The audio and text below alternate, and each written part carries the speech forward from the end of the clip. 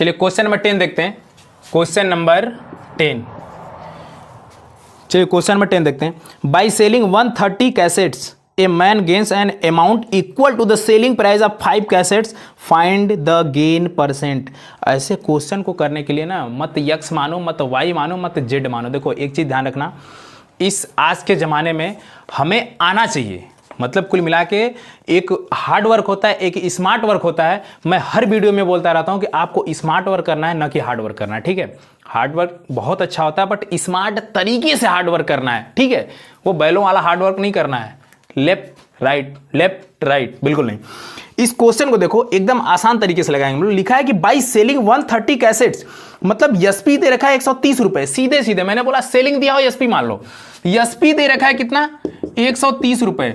SP नहीं दिया sir, कुछ और दिया हमारे सर, तो कुछ और बताए थे। आप ऐसे करो बिल्कुल आएगा। हमने बोला था सेलिंग आ जाए, कोडिंग पकड़ना है, सेलिंग आ जाए, सोल्ड आ जाए, सेल आ जाए, उसको एसपी मान लो। एसपी मान लिया 130 रुपए।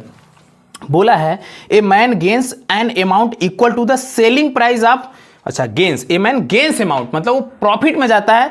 कितना प्रॉफिट लेता है वो, equal to the selling price of 5 cassettes. Gain होता है उसे 5 कैसेट के बराबर। आप गेन मान लो 5, गेन कितना मान लो, गेन या फिर प्रॉफिट बात एक ही होती है। प्रॉफिट कितना होगा, 5 रुपए का। एक बात तुम बताओ, अगर 130 रुपए का बेचने पर उसे 5 रुपए का फायदा हुआ तो सीपी कैसे निकलेगा, सीपी कैसे निकलेगा? सर प्रॉफिट में, एसपी में, बेचने वाले में जितना फायदा हुआ उसको निकाल दीजिए, सीपी निकल जाएगा। तो 130 रुपए से 5 रुपए निकालेंगे तो 125 रुपए, मतलब 125 का खरीदा होगा, 130 में बेचा होगा, तब ना 5 रुपए का फायदा हुआ होगा। बात समझ में आ रही कि नहीं? हमने बोला कोडवर्ड पकड़ो और क्वेश्चन को करो।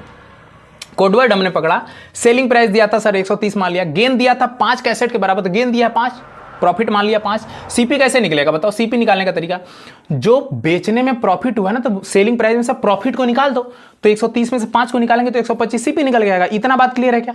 बिल्कुल क्लियर। अब हमसे पूछा क्या है, हमसे पूछा क्या, क्वेश्चन नंबर 10 है, find the gain percent. Okay, profit निकल गया, हमें प्रॉफिट परसेंट बताना है। बिल्कुल आसान सा तरीका सर। प्रॉफिट परसेंट के लिए हम लिखते हैं प्रॉफिट कितने का हुआ, 5 रुपए।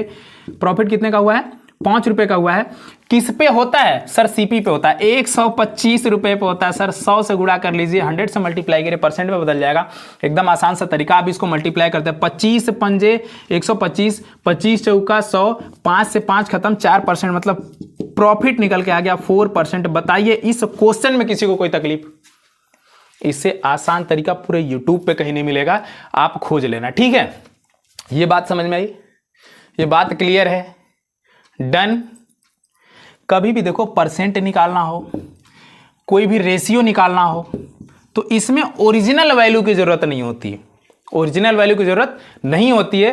पूरे मैथमेटिक्स को रिसर्च कर लेना, ये कहीं भी ओरिजिनल वैल्यू से नहीं निकलता है। आप कैसे भी निकाल दो रैंडम। इसलिए मैंने मान लिया 130 रुपए, 5 रुपए आराम से निकल गया। ये तुम्हारा आंसर है, ये बुक में लिख के आ जाना, कोई गलत नहीं काटेगा। ठीक है, चलते हैं अगले क्वेश्चन पे।